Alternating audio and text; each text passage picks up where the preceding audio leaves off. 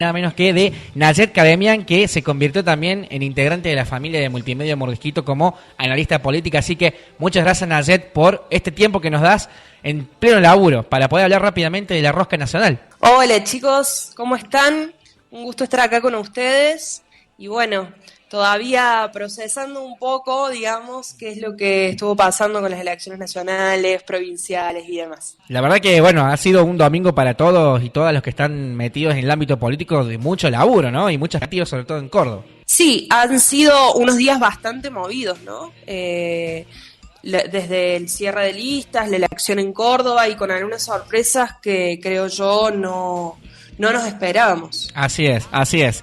Bien, se hizo esperar también, ¿no? Hablando de lo esperado y lo inesperado, se hicieron esperar, ¿no? Las definiciones del oficialismo de Unión por la Patria, en este caso, que terminó, bueno, postulando a Sergio Massa y Agustín Rossi como los candidatos de Unión por la Patria. Obviamente que también está, que le presenta Grabois, ¿no? Le va a presentar interna. Bueno, contale un poco a la audiencia, si tenés a mano ahí la info de las listas que se van a presentar, cómo se dio este proceso. Bien, bueno, la gran novedad, quizás por así decirlo, tuvo que ver con Unión por la Patria, es decir, decidir ir casi que con una lista de unidad, con la candidatura de Sergio Massa junto con Agustín Rossi. Se bajó la candidatura en ese sentido de Guado de Pedro y es como si hubiese una actitud del kirchnerismo de querer jugar pero refugiándose en la provincia de Buenos Aires, ¿no? Con Kicillof como candidato a gobernador, Guado de Pedro encabezando la lista de senadores, Máximo Kirchner encabezando la lista de diputados y en este sentido esta estrategia, bueno, básicamente ha buscado ser una fórmula competitiva en términos electorales para esta próxima elección. Ya lo veníamos diciendo hace bastante que una figura proveniente del kirchnerismo duro tenía unas bajas chances de poder competir en esta elección, que es una elección que va a ser de tercios, que es una elección donde todavía no hay tendencias definidas. Entonces la decisión de ir por la candidatura de Sergio Massa junto con Agustín Rossi, bueno, responde a un poco a esta necesidad que tiene el Frente de Todos, hoy Unión por la Patria, de captar más votos. Por otro lado, llama la atención la candidatura de Grabois. ¿En qué sentido? En el sentido de que cuando en su primer momento el candidato iba a ser Guado de Pedro, él decide bajarse y ratificar su apoyo. Hoy que el candidato finalmente es Sergio Massa, Grabois decidió de vuelta competir en estas PASO. Acá hay dos lecturas, digamos. Una primera lectura por parte de lo que se vivió en la militancia quizás más peronista tradicional, de decir, bueno, esto es un error, tenemos que en realidad ir por un solo candidato, votar por la unidad, pero también puede haber otra lectura, y es que la candidatura de Grabois en cierta medida logra captar a un sector de votantes del kirchnerismo, no necesariamente, pero que están mucho más vinculados o cercanos a la izquierda, y de esta manera, digamos, evitar que haya una fuga hacia otros espacios políticos que también están compitiendo más de izquierda. Por más de que no sea en términos de votos un número muy significativo, ¿no? Claro, claro. En ese sentido, entonces, podemos decir que es parte de la estrategia de Unidos por la Patria, ¿no? No creo que haya sido parte de una estrategia orgánica de Unión por la Patria. Sí creo que la configuración final no necesariamente termina siendo perjudicial. Ah, claro. Para Unión por la Patria. Claro, perfecto, perfecto. Te pregunto principalmente por esta lista que es del oficialismo. Muchos desencantos no hubo porque hubo como una especie de ilusión cuando presentaron la fórmula Guado de Pedro Mansur, y hay como un sector que está como enojado con esta decisión de que sea Sergio Massa el candidato. En teoría iba a ser el candidato de la unidad. Completamente. Pero yo lo que creo es que, sobre todo para un sector más afín al kirchnerismo, creo que Cristina viene desde hace varios meses dando un mensaje y es: vamos a refugiarnos en la provincia de Buenos Aires y vamos a jugar, pero vamos a jugar desde otro lado y desde otro lugar. Me parece que ella siempre lo entendió. De hecho, hoy anunció que se está por reunir con Sergio Massa. Y creo que también hay que entender a la política no solamente como un conjunto de ideales, sino que también en momentos electorales se trata de competir. Claro.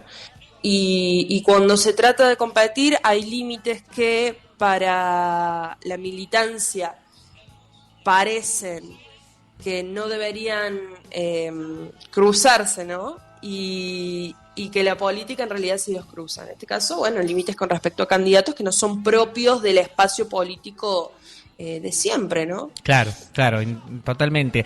Te quería preguntar por las otras listas nacionales que vienen del peronismo, como la de Hacemos por Argentina, que la encabeza Schiaretti con Randazzo, y la de Guillermo Moreno con Fabre, que es de Principios y Valores. ¿A quién le disputan votos? ¿Al peronismo o le disputan el voto a Juntos por el Cambio?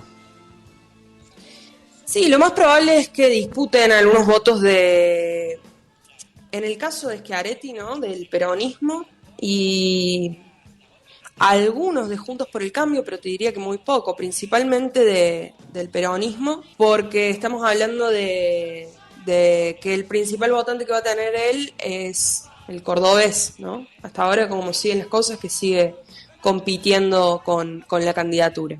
Y en ese sentido va a haber un poco de ambas cosas.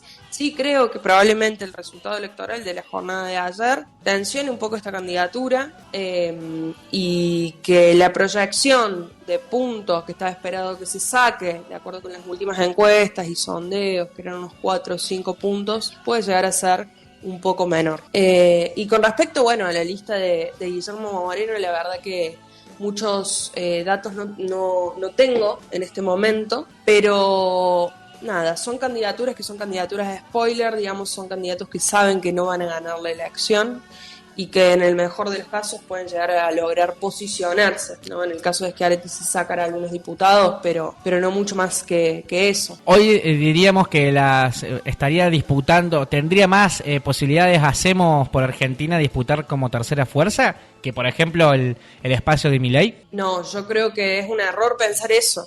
Creo que esta elección se va a disputar entre tres fuerzas principales que están bastante definidas desde hace ya tiempo, que son Unión por la Patria, Juntos por el Cambio y La Libertad Avanza de Javier Milei.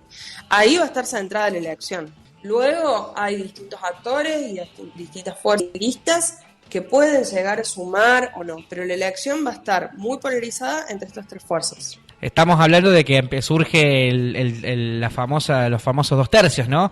De las tres grandes fuerzas que van a disputar las elecciones. Está muy peleado, ¿no? En ese sentido, con el tema de los sondeos. Está peleado, no hay tendencias claras. La verdad que he visto pocos sondeos publicados acerca de de la opinión pública luego de la confirmación de las listas. Pero sí la tendencia, si miramos a nivel de espacio político, es de un escenario de tercios, que es lo que ya venimos conversando y advirtiendo hace ya un año, en el cual no queda claro quién puede ser el ganador, no queda claro si hay una fuerza que podría llegar a ganar en primera vuelta y tampoco quiénes podrían llegar a ser capaces de entrar en un balotaje. Esa es la situación. Entonces, en este momento, cualquier tipo de predicción anticipada, sobre todo cuando se están terminando de configurar cuáles van a ser los actores, puede llegar a ser un error. Así como también puede ser un error subestimar a alguna de estas fuerzas políticas. O sea que hasta el último momento es como un partido de fútbol, ¿no? Hasta que no termine el partido no se canta la victoria. Un poco sí. Cualquiera que cante victoria antes de tiempo está cometiendo un error de lectura y está arriesgando capital político. Nacet, te quería preguntar también sobre el tema de las encuestas que muchas veces hacen los sondeos y las mediciones.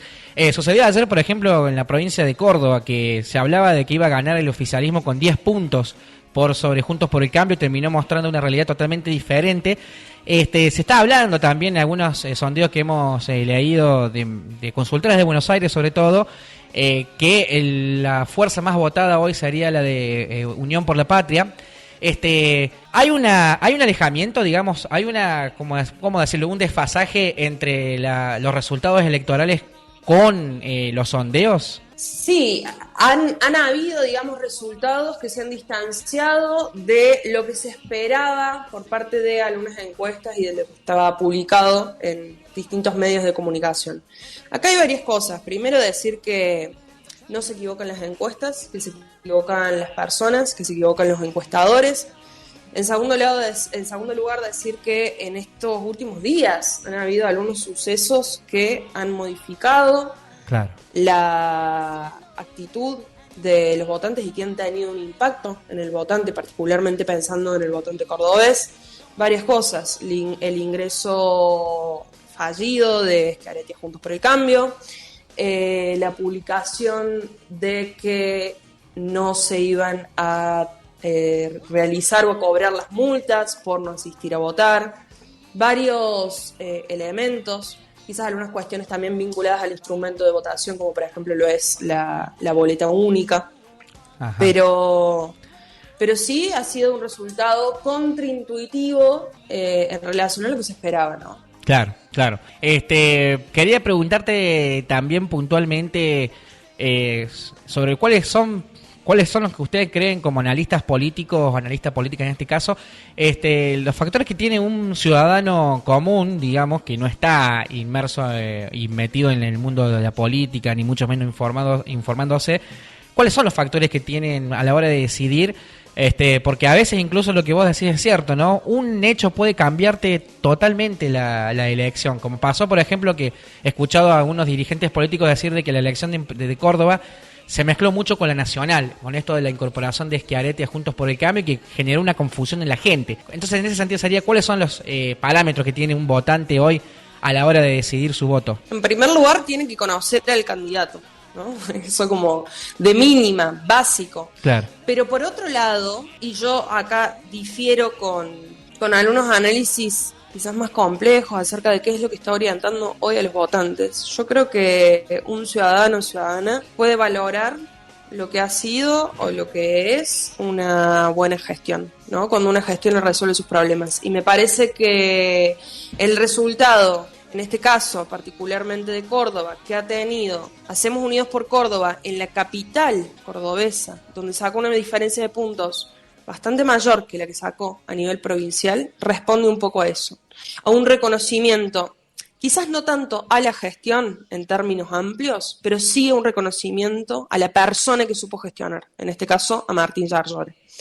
Y en ese sentido creo que el votante siempre va a privilegiar aquello que transita todos los días, ¿no? En el caso de una elección municipal, lo siente mucho más directamente en su vida diaria. En el caso de una elección nacional, por supuesto que van a entrar a jugar las variables económicas, ¿no? Y en ese sentido creo que el ir al súper termina siendo un gran termómetro para mucha gente. Y decidir con su voto premiar o castigar a un gobierno en función de su performance económica y no solamente eso, sino de qué manera impacta en su bolsillo particular.